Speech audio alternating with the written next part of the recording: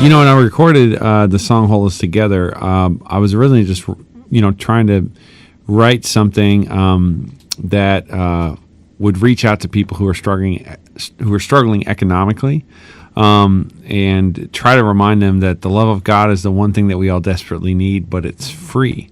And we live in a time where our whole worth is determined by the things that we own and possess.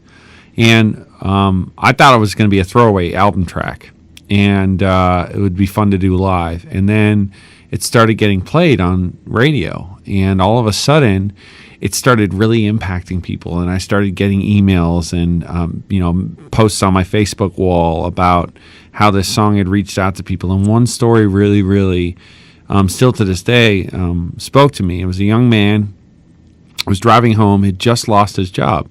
Turned on the radio, was scrolling through the channels. He wasn't a practicing Christian at the time. And he heard this line from Hold Us Together, He pulled over in his car, listened to the song, and gave his heart to Jesus.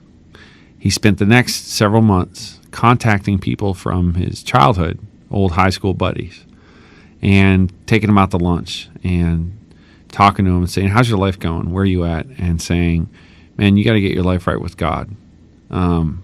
I'm just telling you, I've had this experience, and I feel like I'm really supposed to I need to share this with you." And so he spent these couple of months just sharing his faith.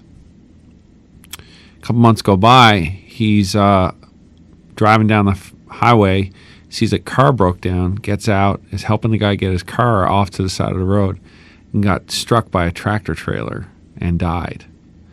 And at his funeral, the family, all of a sudden, all these people started showing up at the funeral, and they were these friends that this guy had reached out to.